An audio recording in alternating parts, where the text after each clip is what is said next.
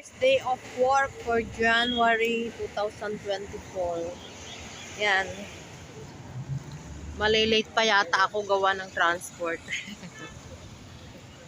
Sana guys, hindi ako malilate kasi nga first day of work ko. Kaso lang late na naman. Kasi late ang transport. Yan. Waiting ng transport guys.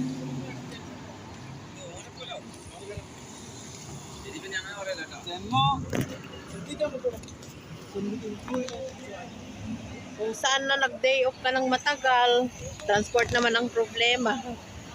Nakakahiya naman sanang malate guys, kaso lang wala akong magagawa kasi wala naman akong sariling sasakyan.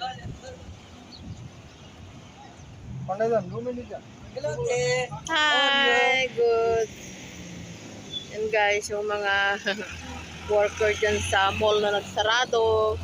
Kakaawa sila, maraming walang trabaho guys, maraming nawalan ng trabaho. Look, traffic pa siya. Ayan. So, stress na naman tayo sa kalsada. Buti na lang, inagahan ko ng 1 hour na pasok ko. Kasi at least malate man ako, okay lang din. Yan, wala pa rin hanggang ngayon guys. Late na siya ng half an hour. Buti na lang guys, nag-decide ako na pumasok ng maaga kasi para hindi ako malate. Pero malilate talaga kasi nga wala pa siya hanggang ngayon.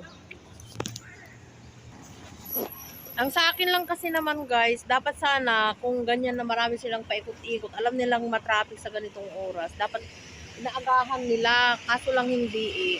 Mga pabayarin ang mga driver. Malilate sila lagi. Paano mga tao, mga kuwan, laging late.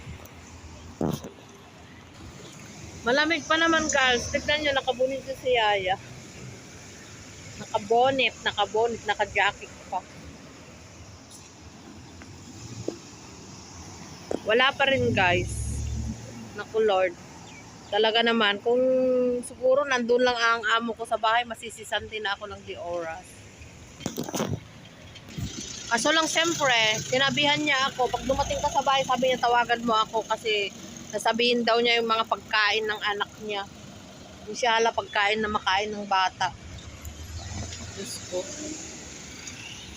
Kasi guys, 15 days yata akong wala. Kaya yun. Kung ano-ano naman changes ng pagkain.